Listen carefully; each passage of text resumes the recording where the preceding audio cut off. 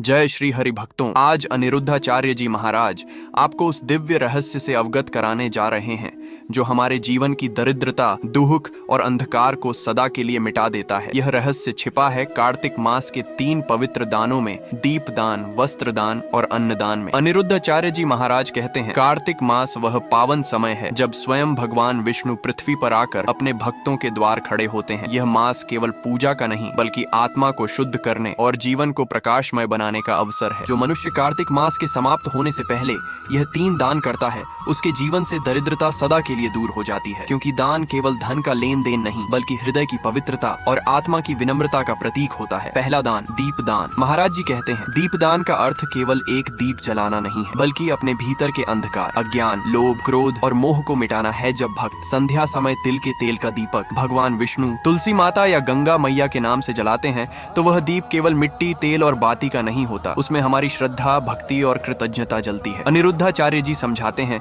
जहाँ दीप जलता है वहाँ दरिद्रता नहीं टिकती। तुलसी माता के नीचे जलाया गया दीप धर्म, समर्पण और सौभाग्य का प्रतीक बन जाता है। एक कथा आती है, एक निर्धन स्त्री ने कार्तिक मास में केवल एक दीप जलाया। उसकी श्रद्धा इतनी प्रबल थी कि उसकी लौ स्वर्ग तक पहुंच गई। भगवान विष्णु बोले, अब यह स्त्री किसी भी जन्म में अंधकार नहीं देखेगी, अगले जन्म में वह उसी नगर की रानी बनी। महाराज जी कहते हैं, दीपदान केवल मिट्टी का दीप नहीं होता, यह आपके आने वाले भविष्य का प्रकाश होता है। दूसरा दान, वस्त्र दान। अनिरुद्धाचार्य जी महाराज कहते हैं, कार्तिक मास में वस्त्र दान ऐसा पुण्य कर्म है जो मनुष्य के भीतर दया, करुणा और विनम्रता का प्रकाश जगाता है। जब कोई व्यक्ति ठंड से कांप रहा हो और आप उसे वस्त्र ओढ़ा दें तो वह केवल कपड़ा नहीं होता, वह भगवान को स्वयं वस्त्र पहनाने जैसा कार्य होता है। महाराज जी बताते हैं, जो किसी निर्धन को वस्त्र दान करता है, भगवान विष्णु उसे अपने बैकुंठ लोक में स्थान देते हैं। एक कथा में कहा गया है, एक ब्राह्मण पत्नी ने अपने पति के लिए रखी ऊनी चादर एक साधु को दान कर दी। उस रात स्वप्न में भगवान विष्णु प्रकट हुए और बोले, तुमने आज मुझे वस्त्र ओढ़ाया है, अब मैं तुम्हारे घर को कभी खाली नहीं रहने दूंगा। महाराज जी कहते हैं, वस्त्र दान अहंकार का त्याग है। यह तभी सच्चा होता है जब बिना दिखावे के प्रेम और करुणा से किया जाए। तीसरा दान, अन्नदान। अनिरुद्धाचार्य जी महाराज कहते हैं, सभी दानों में अन्नदान सर्वोत्तम है, क्योंकि अन्न ही जीवन का आधार है और जो भूखे को भोजन देता है वह स्वयं भगवान को तृप्त करता है। एक कथा आती है, एक किसान मधुकर के पास केवल एक मुट्ठी चावल बचे थे। तभी एक भूखा साधु भोजन मांगने आया। मधुकर ने वे चावल दे दिए। रात में भगवान विष्णु स्वप्न में आए